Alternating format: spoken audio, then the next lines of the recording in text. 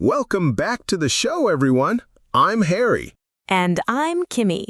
Today we are diving into the dramatic, high-stakes life of Zhu Di, better known to history as the Yongle Emperor, the third ruler of China's Ming dynasty.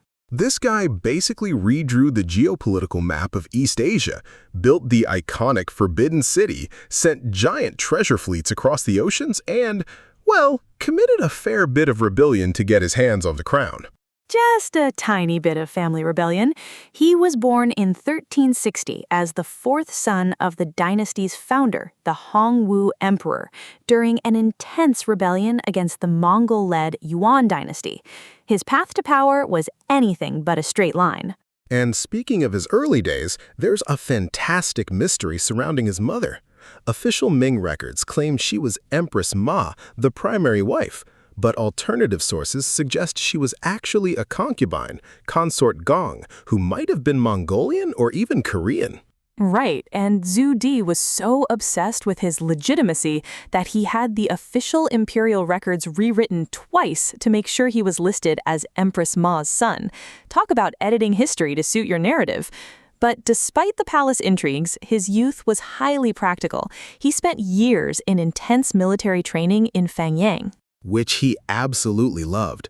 He actually disguised himself as an ordinary soldier to experience the daily struggles of the common people. He later recalled his years in Fangyang as the happiest of his entire life. It also taught him military logistics, command, and combat, which would define his future. At age 20, he moved to Beiping, which is modern-day Beijing, as the Prince of Yan. He was tasked with guarding the unstable northern border against the Mongols. Over the next 2 decades, he proved himself to be an exceptionally skilled military leader, earning the loyalty of his troops. But back in Nanjing, things got messy. His eldest brother, the crown prince, died in 1392. Instead of picking Zhu Di, the old emperor named his young grandson, Zhu Yunwen, as the next heir. When the old emperor died in 1398, the nephew became the Jianwen emperor. And the nephew's advisors immediately began targeting the powerful imperial uncles, stripping their troops and forcing several into exile or house arrest. Zhu Di knew his turn was coming, so in August 1399 he launched a rebellion under the pretext of protecting the young emperor from corrupt court officials. He called it the Jingnan Campaign, meaning the campaign to clear away disorders. A 3-year civil war followed.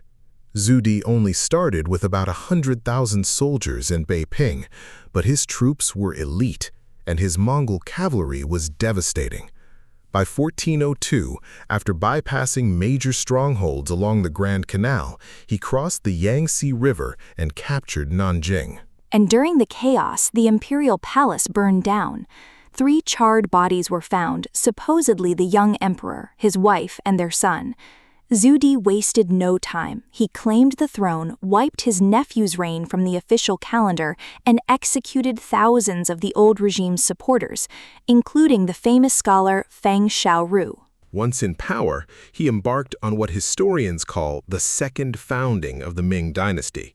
His most famous move was relocating the capital from Nanjing back north to Beijing. Why Beijing? Well, it was his personal power base, and he wanted to keep a very close eye on the Mongol border. It was a mind-bogglingly huge project. Building the Forbidden City and new government offices took from 1407 to 1420, employing hundreds of thousands of workers.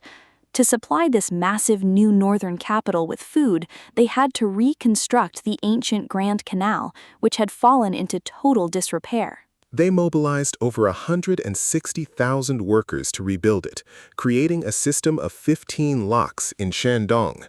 Once completed in 1415, it completely transformed commerce, bringing millions of tons of southern grain to the north and revitalizing cities like Suzhou.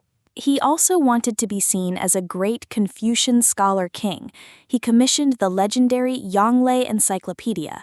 Over 2,000 scholars worked on it, compiling all known Chinese knowledge into over 22,000 chapters. It was so massive they could not even afford to print it, so only a few manuscript copies were kept in the imperial libraries. And of course, we cannot forget the famous treasure voyages of the eunuch Admiral Zheng He.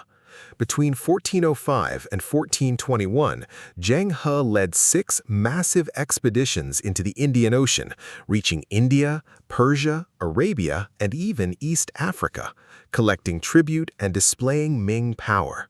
They even brought back exotic animals like giraffes, which the imperial court famously mistook for the mythical Qilin. But while his maritime voyages were a success, his land campaigns were far more challenging. His wars to conquer Vietnam dragged on in a brutal guerrilla conflict, and his personal military campaigns into Mongolia were incredibly costly and failed to permanently secure the northern frontier. The financial strain was immense. Then, in 1421, a lightning strike burned down 3 main halls of his brand-new Forbidden City. He saw it as a sign of cosmic disapproval. Exhausted and depressed, he set out on his 5th Mongolian campaign in 1424, but died on the return journey after suffering several strokes. He was buried in the Chang Mausoleum, the first of the magnificent Ming tombs. Despite his ruthlessness, he left behind a massive legacy that defined imperial China for generations. What a fascinating, complex historical figure. He truly was. Thank you so much for exploring his incredible life with us today, everyone. We hope you enjoyed this journey into the Ming Dynasty. Yes, thank you for listening. Until next time, stay curious and take care. This episode is based on the Wikipedia article Yongle Emperor, which is available under the Creative Commons Attribution Share-alike license. This podcast was crafted using artificial intelligence.